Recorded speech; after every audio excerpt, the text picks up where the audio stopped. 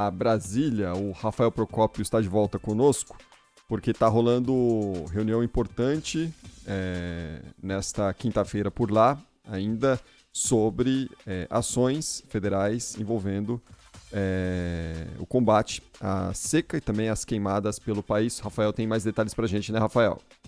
Oi, pessoal, mais uma vez boa tarde a vocês e a todos que estão com a gente nesta quinta-feira. Já está em curso a reunião do Poder Executivo com os governadores dos estados do Norte e do Centro-Oeste brasileiro aqui no Palácio do Planalto. Nesta reunião estão todos os representantes dos 11 estados que compõem essas duas regiões. E somente os governadores de Rondônia e do Amapá que não estão presencialmente nessa reunião, mas enviaram os vice-governadores.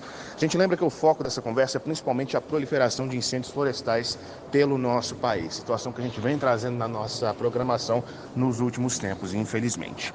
Além do Brasil sofrer uma das piores secas da história recente, muitos desses focos de incêndio foram provocados por ação humana e, segundo o governo, boa parte deles com intenções criminosas. O coordenador dessa reunião é o ministro Rui Costa, da Casa Civil.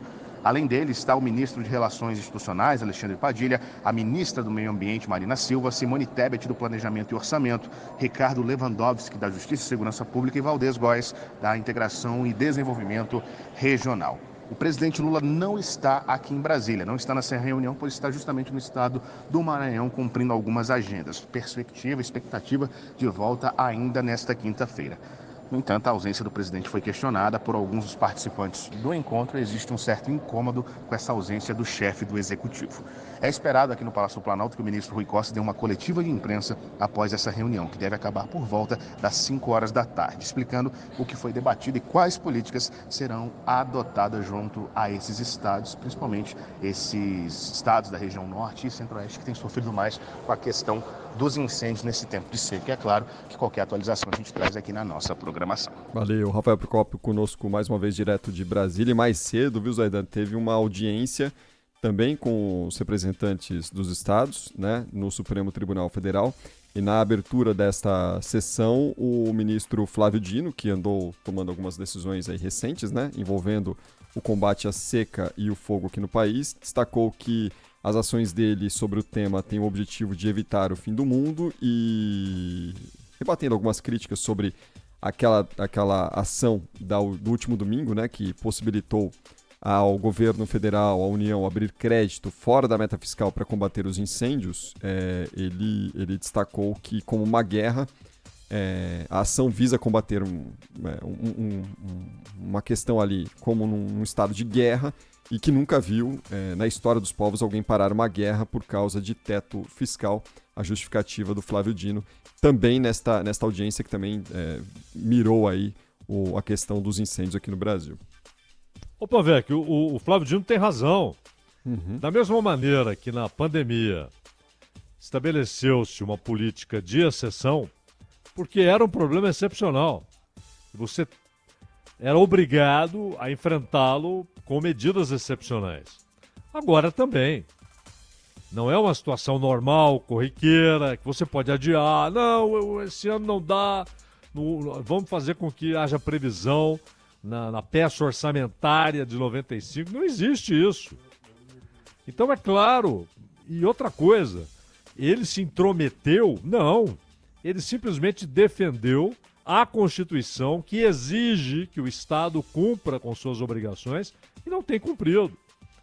E aqui o Estado não é só a União, são as unidades federativas também. Então ele está absolutamente certo e é preciso, sim, garantir recursos.